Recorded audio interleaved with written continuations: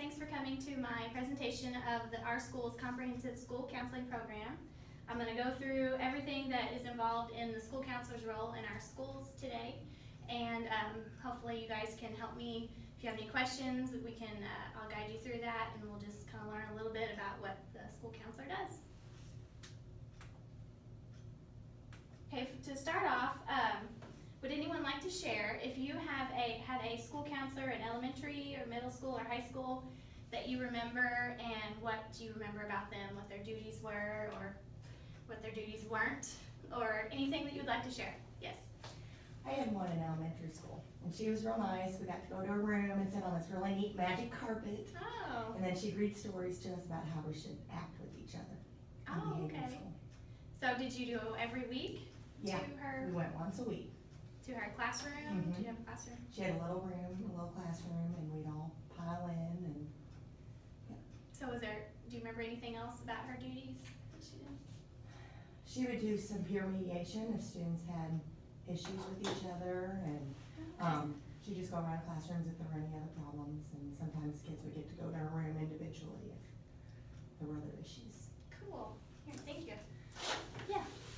I don't remember if we had an elementary school counselor because we didn't have classes like what we do now at high school. But in high school, I remember our school counselor helped us a lot with our scholarships and getting ready for college and things like that.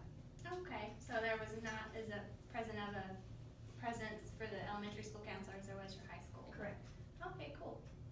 Anybody else? Thank you. Well, I'm like her. I don't remember an elementary counselor. I'm sure we had one, but I don't remember her. I just remember the high school counselor, and it was a very similar situation where I remember vaguely helping with some scholarships and maybe some post-high school plans as far as college and stuff, but I remember the secretary her secretary being very helpful as well. Oh, okay. Awesome. Thank you for sharing. All right. I said my high school counselor was on top of being a counselor, she was the sponsor for the Future Teachers of America. Oh. We had the FTA when I was in school, and I ended up running for regional office. So we spent a lot of time together in that area, and I guess probably considered it guide me on into teaching as a career. Oh, so your counselor was pretty helpful to you then. That's good. Thank you. All right. So school counselors help students figure out, who am I? Where am I going? What will I need to learn to get there? Who helps me and how? How can I change when change is required? And where have I been? And they do that through, you're probably wondering, well, how do they do all that? Well, we do that through a lot of different ways. So this is the role of the professional counselor. This is from American School Counseling Association. This is some of their professional definitions. Professional school counselors serve a vital role in maximizing student success. Through leadership, advocacy, and collaboration, professional school counselors promote equity and access to rigorous educational experiences for all students. Professional school counselors support a safe learning environment and work to safeguard the human rights of all members of the school community and address the needs of all students through culturally relevant presentation and intervention programs that are a part of a comprehensive school counseling program. So, in other words, school counselors help students be the best selves that they can be. School counselors help students see success in academics, personal and social areas, and also with career planning. School counselors ensure that students have equal opportunities for learning.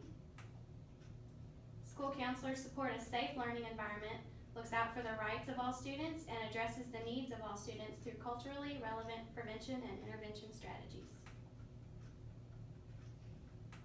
So this is the American School Counseling Association national model that school counselors have to follow. It has 4 themes that we have to build our comprehensive program around.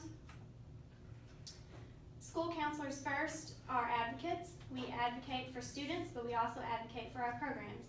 We know we have to maintain comprehensive programs in order for students to benefit, so we have to advocate for the program. And leadership. School counselors within comprehensive programs become school leaders.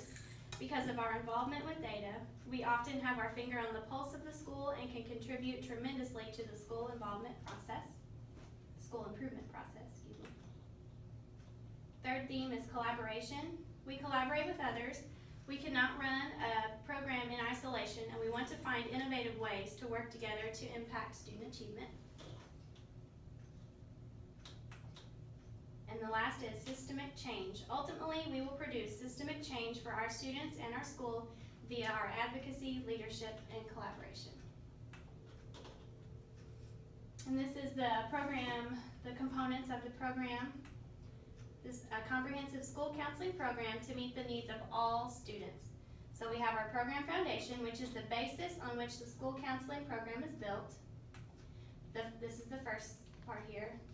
The foundation requires a school counselor to determine the academic, career, and personal and social needs of the students in the school.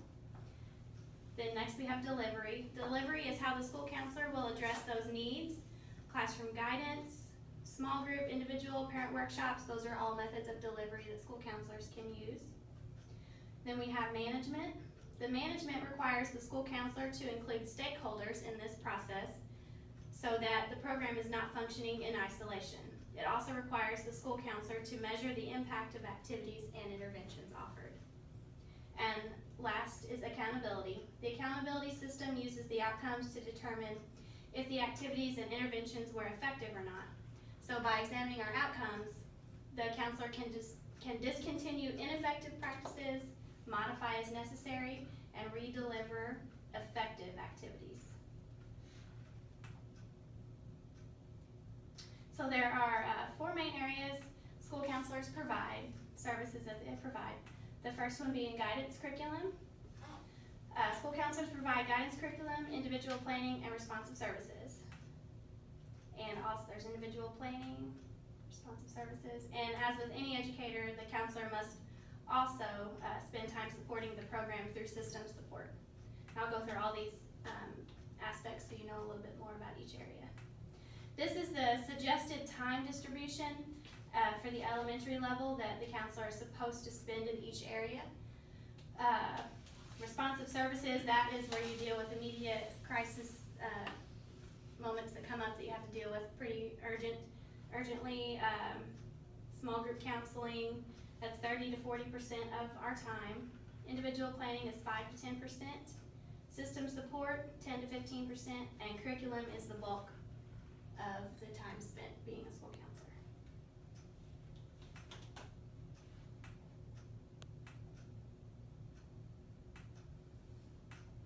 Okay, so we have standards that we have to go by for curriculum, and our standards support these main areas. The first area is personal and social development. This is helping students understand themselves as an individual and as a member of a diverse local and global community. It helps them interact with others in ways that respects individual and group differences, and it helps them apply personal safety skills. Also, we do academic development, where we help them apply skills needed for educational achievement, applying the skills of transitioning between educational levels, like from 6th grade over to 7th grade, from 8th grade to 9th grade, developing and monitoring personal education plans as well. And we also do career development.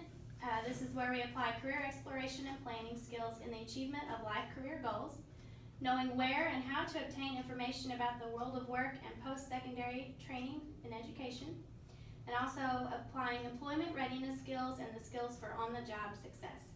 And career development does apply to K through 6. So there are ways that you can help them, even in kindergarten, look forward to their future and start getting prepared, getting that mindset of thinking. So this is more about guidance curriculum. It's standards-based. It's based on academic, career, and personal social. It's developmentally appropriate depending on the student's grade level. The delivery of this curriculum can directly support the school improvement plan, as the school counselor plays an integral role in advancing students to the next level via this curriculum.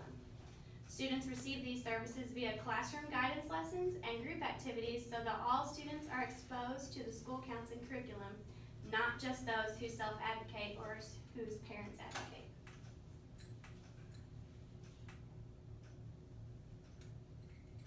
And then we have individual planning. These services are provided to students on an individual basis. They are systemic, which means that all students have access to them. These services are more individualized because they are based on the student's personal goals and individual future plans. Then responsive services. It's activities to meet students' immediate needs and concerns that arise.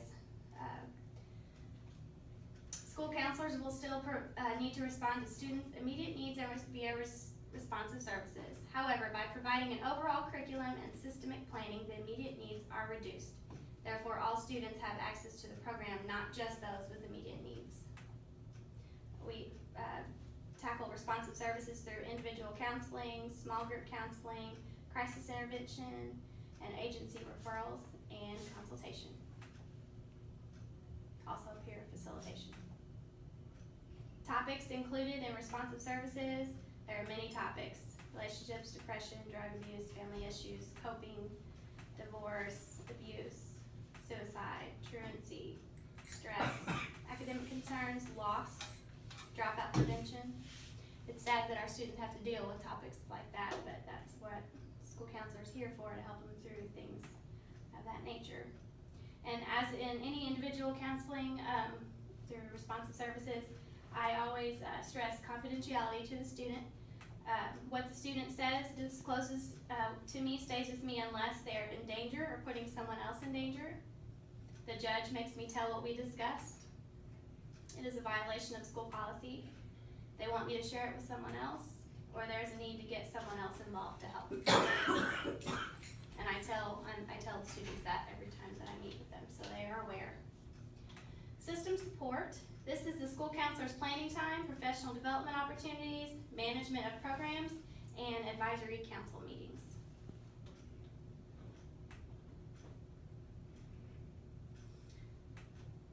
The school counseling program is supposed to provide equity and access for all students.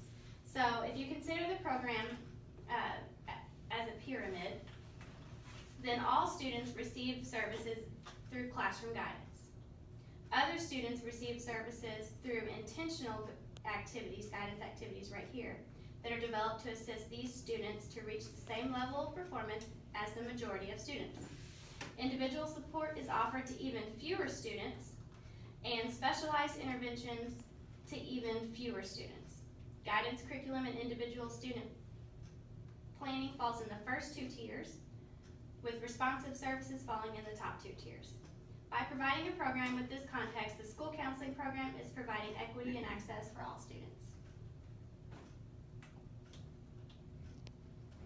Okay, so what can a comprehensive school counseling program mean for students and teachers alike? Well, it means increased student achievement, reduced discipline referrals, improved attendance, higher graduation rates, and lower retention rates.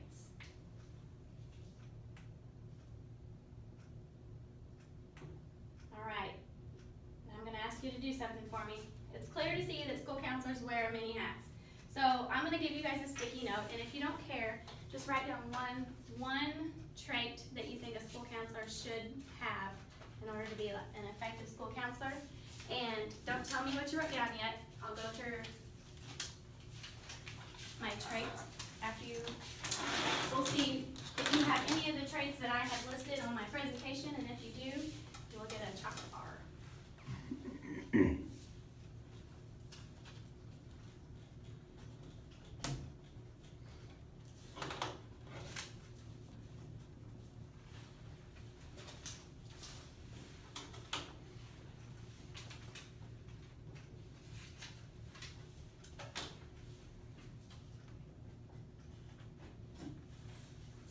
Everybody done? Okay. So, Emily, what did you put down? Communication skills. Okay. Tanya? Active listening skills. Okay. Understand student diversity. Okay. I put compassion and the ability to listen well. Okay. Support. Okay. And we'll see if you guys have, and these skills that I have listed, There are many, like I've just heard some skills that you said that I should have had on here. There are many, many skills that would benefit a school counselor, but yes, I do have communication skills, so yay. Unbiased, so that would be supporting student diversity. Caring. Warm. Trustworthy. Flexible. Well-rounded. Friendly. Open. A good listener. Well, you hear that term? Yeah. Have a sense of humor. Authoritative at times when you need to advocate for certain students or programs.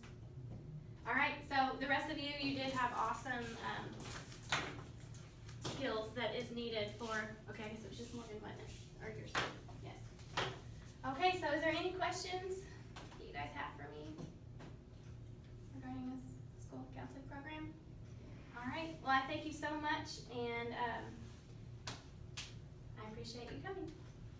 Thank you.